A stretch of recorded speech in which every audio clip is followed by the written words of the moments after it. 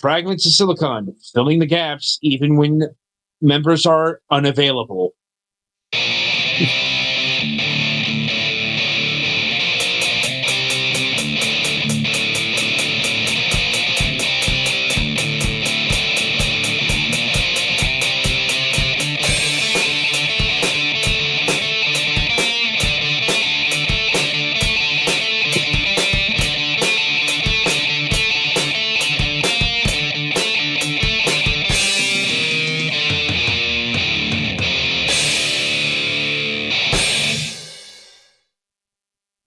All right, welcome to another installment of Fragments of Silicon, the Daylight Interviews.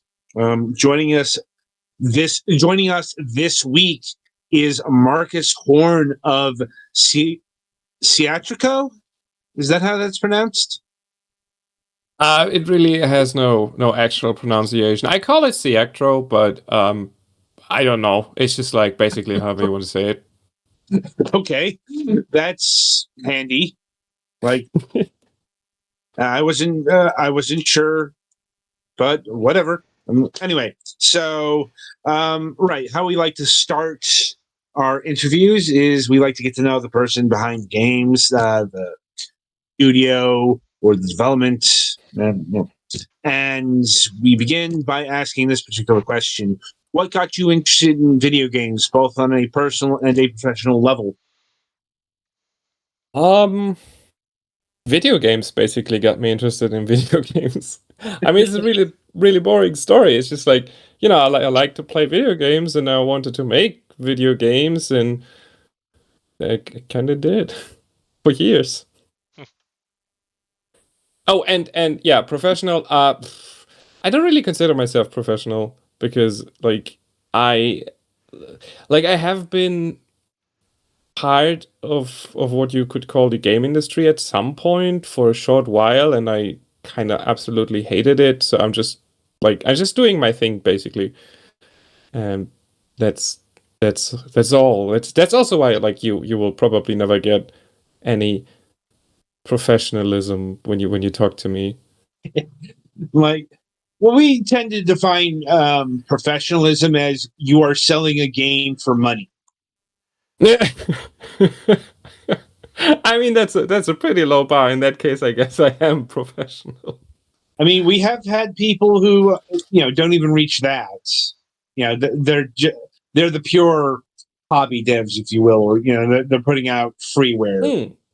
Yeah. Okay. Yeah. Sorry. No. I get it. Yeah. No. I saw it. I saw it differently. Didn't mean to insult anyone. Like, I know it's a big hurdle to get behind how to like actually sell games, even if they don't sell, but like get them on stores. It's a nightmare, especially the first few times. Especially on Steam. Especially when you don't live in America and you want to release on Steam. It's like so much paperwork. Oh, there's a story here, isn't there? Yeah, it even involves. That story might involve alcohol, though. Well, no, but a fax machine, like a proper actual fax machine. Like, it was so retro, you have no idea.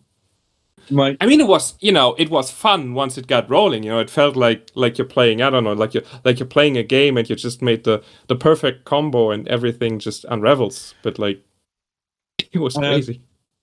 I know the only game that's coming to mind right now is Douglas Adams' Bureaucracy. Like, you might be the only person on staff who knows about that game. You know this, right? I know. I know that's a very obscure reference, but I had to make it. I've never played it. I just know it exists. Anyway, getting back on track here. So your games have a particular bent to them, if you will. And that is, really? they seem to be mini mascot platformers. Oh, okay. Of some variety. Like, they're not all the same type of game. Like Tori and Tori 2 here are different than, say, Super Kiwi 64. But the constant theming, if you will, is low poly 3D platformers that are a quasi throwback to 90. I'm presuming that you played a lot of platformers in the 90s. But I want to make go ahead. Actually, to be fully honest, it really weren't that much. It was more like, I saw a lot of like early 3D platformers in the 90s. Like it really started, in like in the 2000s, but during the 90s itself, it was more like I'm going to a store or something, and you see like these TVs that play demos or videos and stuff, and that is kind of more or less the main inspiration behind it. Like these weird memories of seeing these games that I never played, probably never will play. No, I know what you're talking about here because I remember seeing like Donkey Kong 64 at kiosks. Yes. For a bit. Yes, the neck breaking kiosks. Exactly. The generation has neck problems because of those damn things, and everyone knows it. I mean, tell me I'm wrong. Go ahead, lie to me. I mean, for like what your age would have been, sure. Like, I was a lot taller by the time those were in vogue. And honestly, I didn't use the key. Yes, like, but yeah, we know what you're talking about more or less. But it is nonetheless a very strange place to pull inspiration from. But though I think it explains a few things, because we have recently reviewed Tori 3D and Super Kiwi 64 on the program, and like I handled Super Kiwi 64, and I found it a very unusual throwback because I'm like, I played Super Mario 64 and Banjo Kazooie back in the day, and like Super Kiwi 64 definitely invoked the sort of the spirit of that era, but also not really, because it's the whole bite-sized platformer thing that's really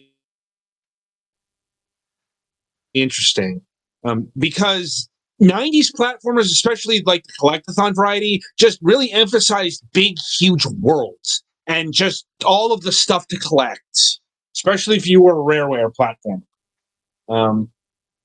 And just, taking that idea down to its base elements is just very interesting and something I'm surprised that hasn't been. Well, I mean, if it has been done before, it hasn't crossed my radar. Yeah. Anyway, I suppose my question here is: was there a conscious effort to keep these things, relatively micro-sized, or was that more a constraint of the fact that you're a solo game? I mean, with Tori, it was definitely planned because I wanted to make what I call, a snack game. Basically a cheap game that you can finish really fast, and it's basically, just something for in between. With Kiwi, it was really mostly that I'm, for the most part, a solo dev. Like I had like really a lot of ideas, but like quality was more important to me than quantity in terms of, it needed to feel right, it needed to look right, it needed to sound right, and that was just like, at some point I just got to terms with the fact that it just works better as a as a smaller game as well, because that way the quality is better and I can finish it before I turn 60, So yeah. I mean, I suppose if nothing else, these games are coming out with steady regularity, I'd say. So got a bit slow recently. I'm noticing that as well. I mean, Super Kiwi 64 came out at the tail end of last year. Mm-hmm. And, basically, your latest Tory Saturn, I guess, has been in development for a year. Well, not really.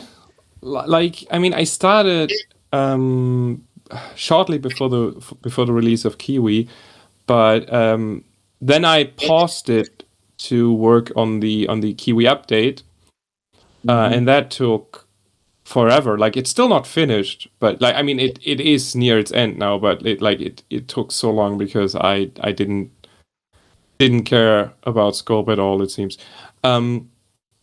So like, total development for Tori was probably like 4 months maximum, maybe between 4 and 5. I don't really remember how much time I put into like the new art style, kinda, because I kind of combined two art styles in a way, and I didn't want to do that, and I just it took me forever to actually just try it, and then I was like, oh dang, this might be it. So. Right. And I guess we should shift full focus to Tory Saturn. Now, as the name might hint, this is taking inspiration from the Sega Saturn. Not really, no. Like the thing, I know why everybody thinks that, and especially after I made that smaller game like Tori Genesis, it just makes sense. But no, it actually, like, I mean, it's kind of mostly inspired of the whole Y2K thing. So it's like, end of 90s, early 2000s, and in a way it does make sense because the Saturn, was like released at the end of the 90s, and then like transitioned into the Dreamcast. So I guess it makes sense, but it's just somewhere in between, somewhere in between Saturn and whatever came after, basically. I also kind of stopped like being too strict about what direction it should go. Like I kind of learned that during Tori 3D. I mean, at first it was even more pixelated, and it was 4x3 and all that stuff. It's just like, it's like at some point you just hamper the whole experience. So I figured I just go with it, and Saturn was like the perfect name for many reasons that I can't fully go into just yet. But it's not just the console. Okay, so it's something that has significance within the game itself, basically. Yeah. Yeah. Okay, that makes sense. Yeah, I think the confusion is more the general styling of the like the Tory games. They are sort of billed as throwback platformers, and um, people just made the connection to the Sega Saturn console, which I found a bit unusual because the Sega Saturn doesn't really have a legacy of 3D platformers.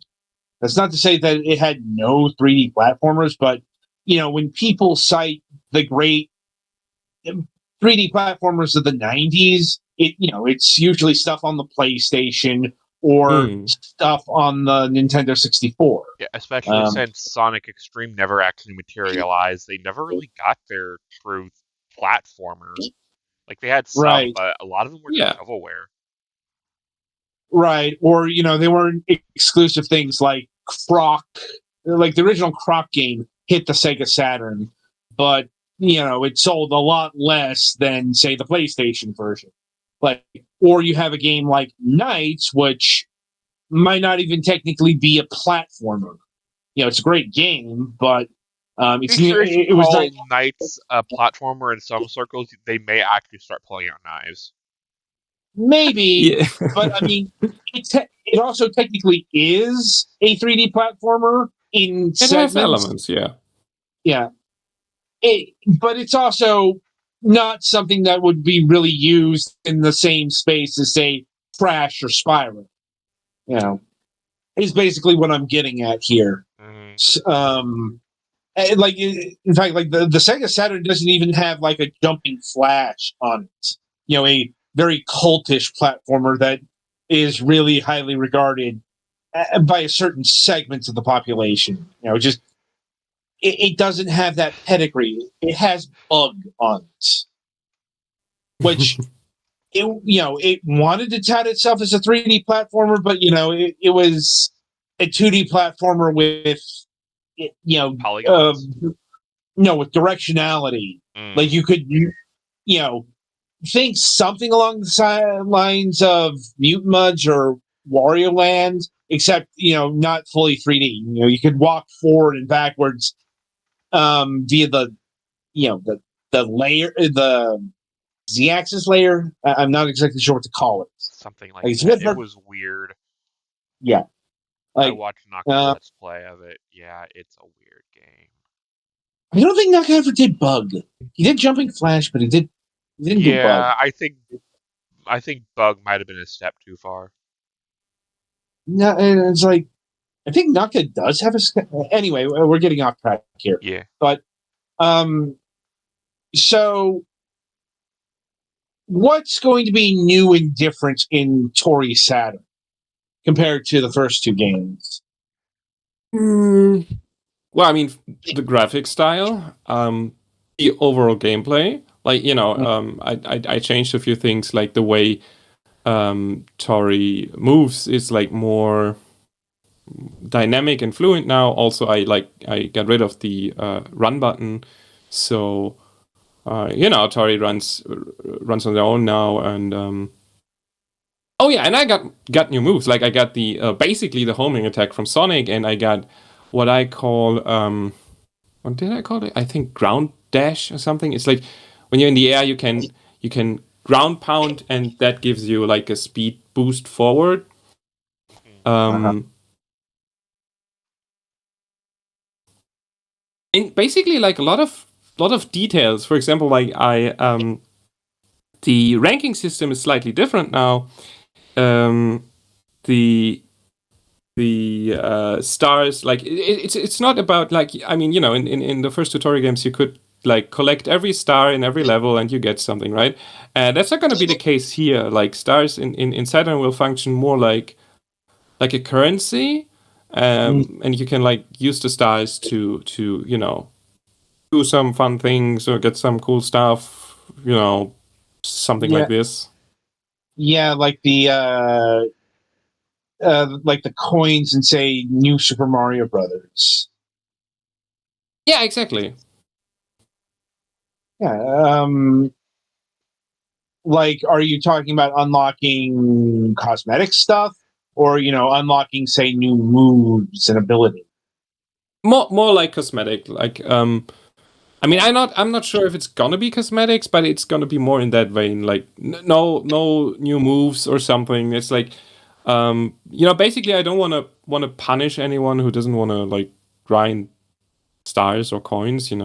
So it's just gonna be more of a something to do on the side if you're not feeling like speed running for ranks or playing the game. Right. Like, it sounds stupid, but believe me, it's gonna be fun. I hope, maybe, perhaps. No, we'll find out. I mean, on paper it sounds fine. A bit, maybe a bit unconventional, but fine. But it sounds like you have some reservations about this direction.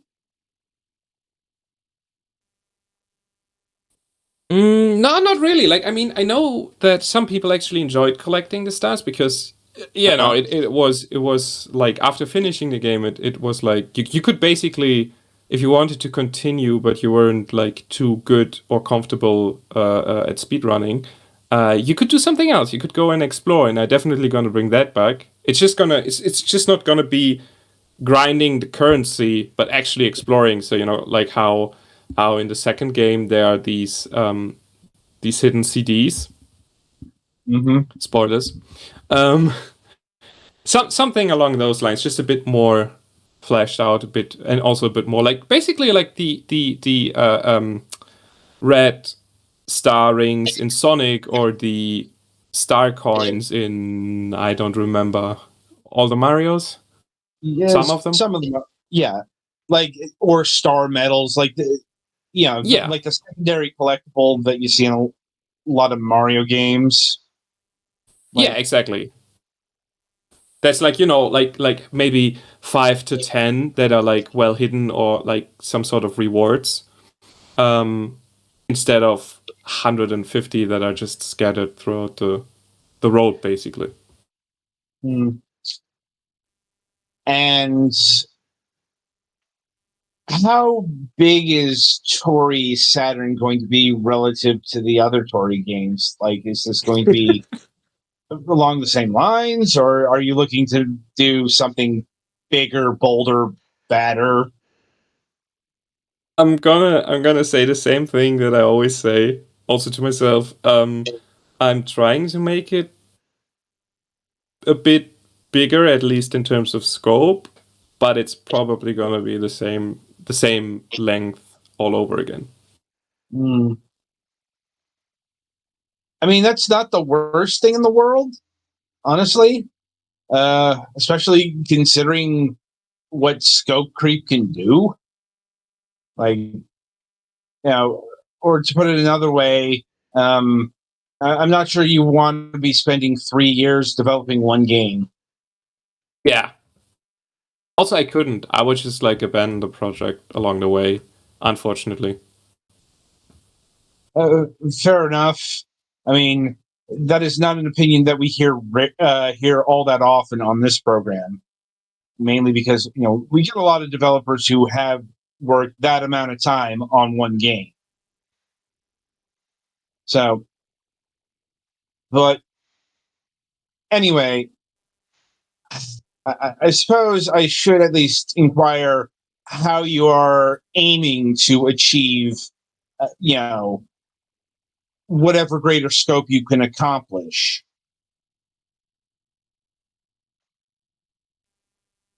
Mm. Basically, I'm just going with the flow, really. Like, what I'm doing is I got mm, like a vertical slice, basically, of the gameplay and all that, with the demo. Mm-hmm. Um, and now I'm working. Well, okay, right now I'm actually working on a side thing inside the game, but like the main thing I'm working on in Tori right now is the ending, like the finale of the game, and then I will start to fill out the in between and do the beginning, because um, that way I can basically just like fill the game with as much content in between start and ending as I want to or Mm-hmm. can do, and so like the option is still there to make it longer, but if I don't manage to do that, it's not gonna backfire along the way. Okay. Is that your usual approach to No, game development?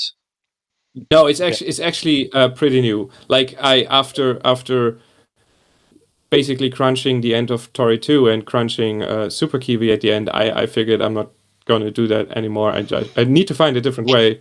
So I try out this approach, which I basically am copying again from Rareware developers. Mm-hmm. I Well, hopefully that works out because crunching is not all that healthy or good.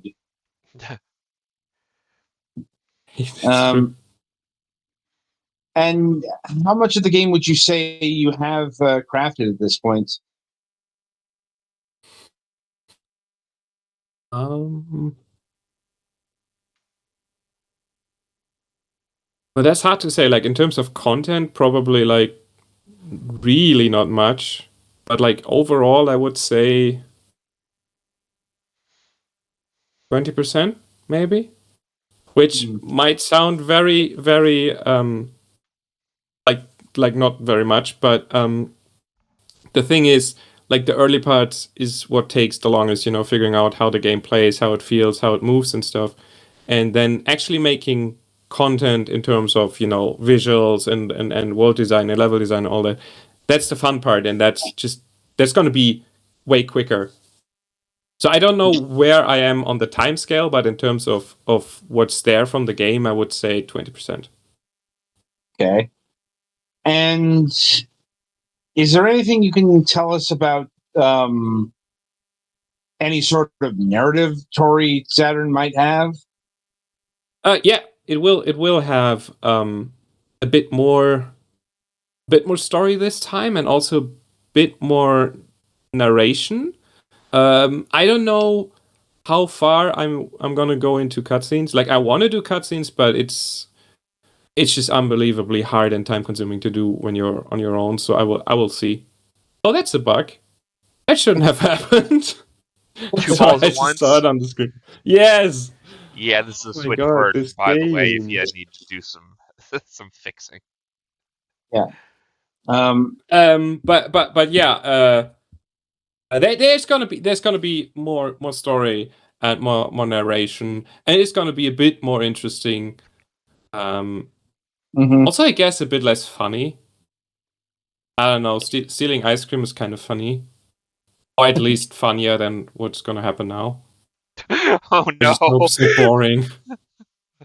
I mean, that can be taken several ways, I suppose. Like, Not in a too serious way. Like it's just it's not gonna be like a JRPG a story or something. So It's more just gonna mundane, be unless we're off to kill God. yeah. I mean, okay, you're making that joke while fighting the Purple Grim Reaper here. I mean that is a very valid sentiment. Yeah. I don't know. Maybe you are gonna fight God. I don't I don't know yet. But if you do, God didn't steal ice cream. Oh my I'm god! pretty sure. Maybe something else, but nothing I mean, as cute. that is a sentence that was just uttered on this program. Let it be known. Wouldn't be the worst sentence ever been uttered on this program, and you know it. No, it's not. It's not the worst. It's one of the odder sentences. Let's be clear. Like, because like not even JRPGs stoop to the level of God stealing ice cream. Usually, Yet. Give Square time Yeah. to run out of ideas. I'm sure. At any rate, so are you aiming to have a Tori Saturn on both the PC and the Switch? I would love to have it on the Saturn, but Yes. Yeah. I mean, yes, definitely. But like, I can't guarantee, and I mean, I can guarantee PC because I myself developed the game for PC. It's currently running on my PC, so that's a guarantee. But Switch is like I can never fully guarantee Switch because there are like a lot of factors. Like I'm not making the port myself. A friend of mine is doing it and publishing it, and I basically obviously I can't speak for him. It's mostly a hobby for him, and also there have been issues in the past, especially with my programming and stuff. So I plan to have it on PC and Switch, but before I can 100% say, oh yeah, it's gonna be on Switch, I have to see how it goes, right? I have to see if it actually does run on Switch.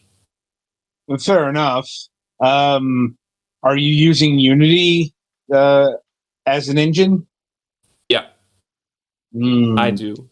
That's also why I more or less took a month off. Because of Right. that kerfuffle. Yes, exactly. Because I was, I really didn't know where to go. But I mean, it was clear to me that I will finish this game in Unity because I starting over would mean I'm doing a different game. you know. Yeah. But it really didn't do well for motivation.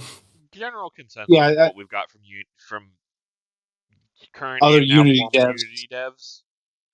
Yeah. Unity basically poisoned the well a good deal. Yeah. You know, and yeah, there's a lot of people who are just sticking with Unity right now because they're either too invested in the tool sets or too invested in their actual game to switch tracks. But it also might not be the worst idea to start learning, say, the Godot engine. I mean, I have looked into alternatives. But I really I don't know what I'm gonna do after Tori Saturn is finished, because there are like so many variables to this. One, of course, being that if I switch engines, my next two games will be completely different and probably not even 3D platformers, depending, because I know how to do the whole movement thing in Unity. I know how to make it feel as it feels right now, right? But I obviously have no idea how I would do that in a completely new. And also, this bug is getting out of hand. Yeah. It's like crazy. Though if I do it right, I get double damage. Oh, it was actually helpful this time. Oh my! If it gets worse, just restart the level. That's what I'm thinking. I think I fixed it. I think it's if the timing. If I do it when the other one's about to spawn, it respawns it and resets the timer, but doesn't fully reset the timer, if you know what I mean. Mm-hmm. Also, one thing about the lava thing, if you keep running in a straight line and don't do too many curvatures, and it's easier to avoid. It's like I it's thought really it tight. stopped. That was just bad timing on my part. Oh, okay. But yeah. Anyway, there are many options. I don't know what I will do. Like, there's no ideal option. I mean, them switching up on the whole thing, doing like, hey, we're not going to do it this way, and also the CEO like leaving was obviously the best option right now. But I don't know what's going to happen afterwards. I will see. Maybe I stop making games.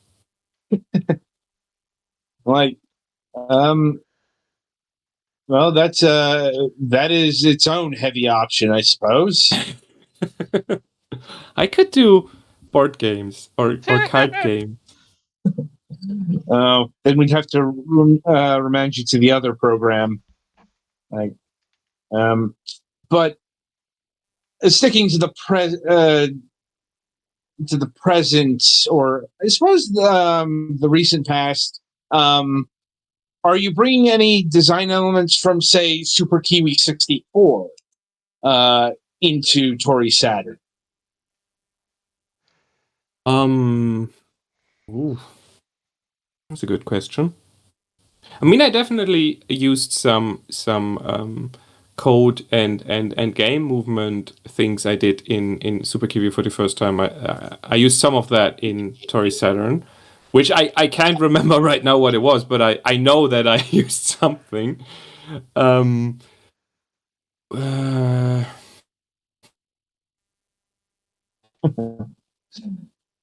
mean, not really. I guess it's gonna be as similar to Super Kiwi as Super Kiwi is to the other Tories. In terms that they share movement and gameplay elements and code. Like all my platformers except Macbeth use partly the same, some of the same scripts. Also, congratulations.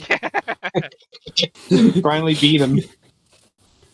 Yeah, it's I absolutely hate this boss. Not the design. I like the design, but I tried so hard to make a boss because people wanted something cinematic for the ending. It's just like I don't know. It's not gonna come back. That's what I'm trying to say. That's good to know. I suppose. And No more Sonic Rush bosses. Thank you.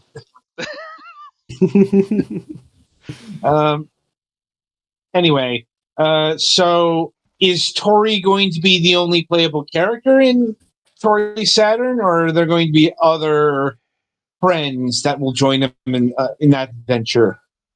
I really don't know. Like, I kind of want to make other characters as well, but the thing, like, I focused on making Tori fun and interesting to play, and with the whole new moveset, some of the old stuff just doesn't work anymore. Like, Macbeth's endless flying stuff will just like it doesn't really fit this gameplay, and making Tori even more faster to have the tasty ramen gameplay is also it also sounds like a really bad idea.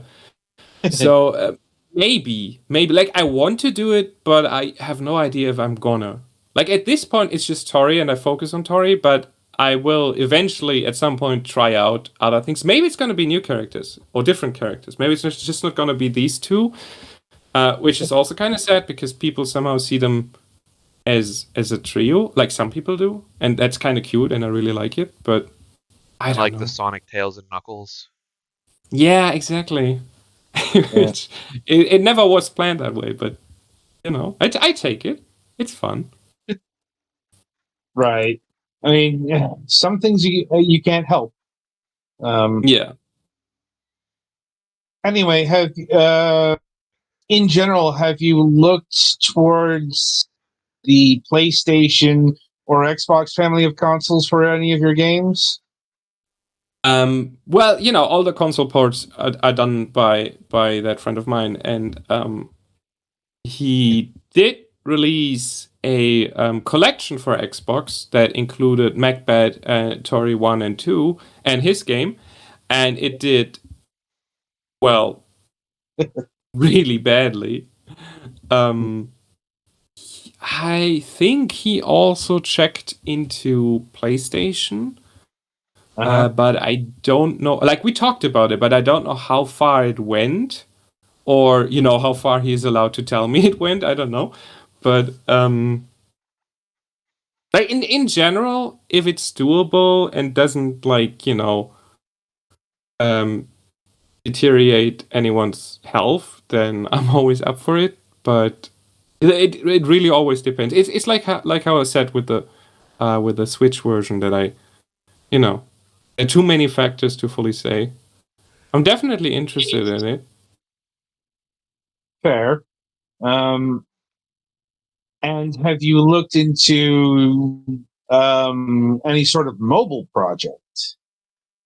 Well, I mean, I did some mobile games over the years. The most recent one and my most successful one at this point is just a straight up port of Macbeth, which I made for I don't know for some anniversary. I think the five-year anniversary of the game, and I mainly made it because I wanted to make on-screen N64 buttons.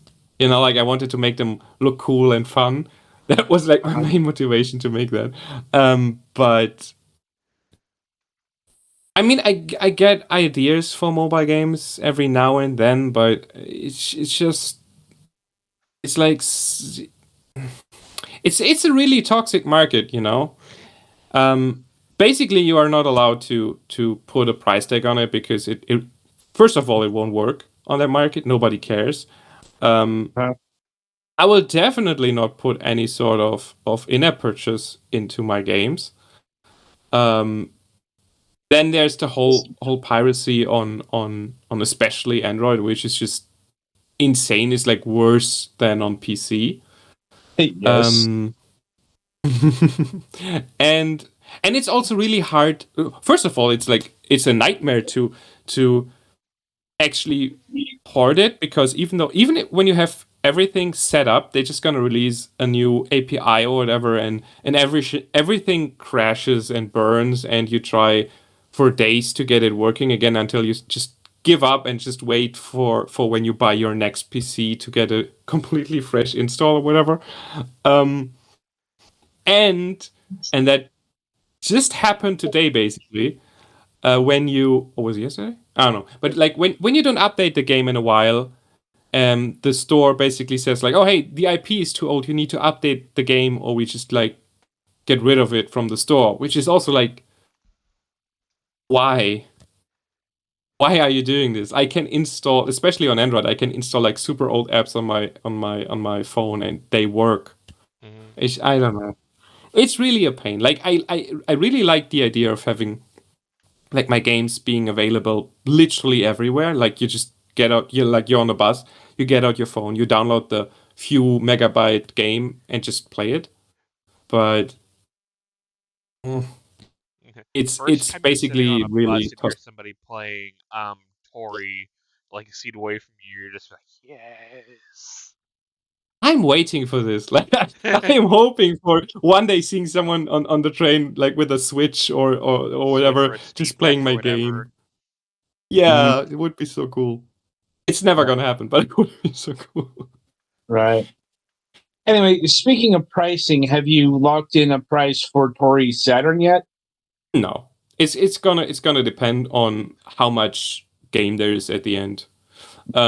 I can't say it's not gonna be a $1 game again, because there's already too much. Like they already went too much budget into the game to say that would work. But it's also not gonna be crazy. Like it's definitely not gonna be like $10 It's or not going to be more. the $70 blockbuster. Yeah. Like, now, are you worried about any sort of backlash from the purchase base? Because, like the first two Tori games were coming in at $1. And, let's say Tori Saturn comes in at $5 and there's all of a sudden an uproar. Are you concerned about that at all? Not really, no. I like the thing is, people seem like a lot of people seem to like not just be in it for Tori alone, but just for whatever weird little game I make next. And when Kiwi launched for $3, people were fine with it. Like they were cool with it. Except of course, the usual crowd that says, "Oh, it's not worth its money." But I had those same people on Tori who said like, "Oh, it's not even worth being free or whatever," right? So, but yeah, I'm not really concerned about that. And especially, it is always going to be sales, because I'm a big fan of sales. I don't know. I love sales. I love doing sales. So, it's definitely going to be, if it's going to be $5, it's going to be $3 at some point. Good to know. And I suppose my final question at this point in time is, what do you aim to have your next two games be? I mean, after Tori? Yeah. With the whole Unity situation, no idea. I mean, I would love to make, like, at some point, make something different than a platformer. Maybe something more, I don't know, Zelda inspired or something. Or like, like a retro first person shooter. But usually when I try out new things, I'm gonna work on them for like 3 months, and then I get an idea for like a really cool new platformer, and I just make that instead. So I don't know. Probably gonna be platformer if I can pull it off, but I don't know. We'll see. Okay. Right. So I think I've asked my gamut of questions. You good, Petty? I think I'm good, yeah. Right. So, yeah, I want to thank you, Marcus, for taking time out of your schedule and being with us here today to talk about Tori. Thank you for having me. Not a problem. I enjoyed Super Kiwi 64. And I look forward to Tori Saturn. And hopefully, development won't take too much longer. But I look forward to it when it gets released. Thank you. Yeah. Anyway, the game is Tori Saturn. Does it have a Steam page available at this point in time? which means you can go and wish list it now, which is a thing that can help the visibility of the game due to the logarithm. And I would recommend going do that today. Right. So that'll about do it for another installment of Fragments Silicon. As always, if you enjoyed today's interview, be sure to subscribe to the channel, hit the notification bell to know when we go live next. And speaking of which, be sure to tune in for the Sunday reviews. And until then, I shall wish you good gaming.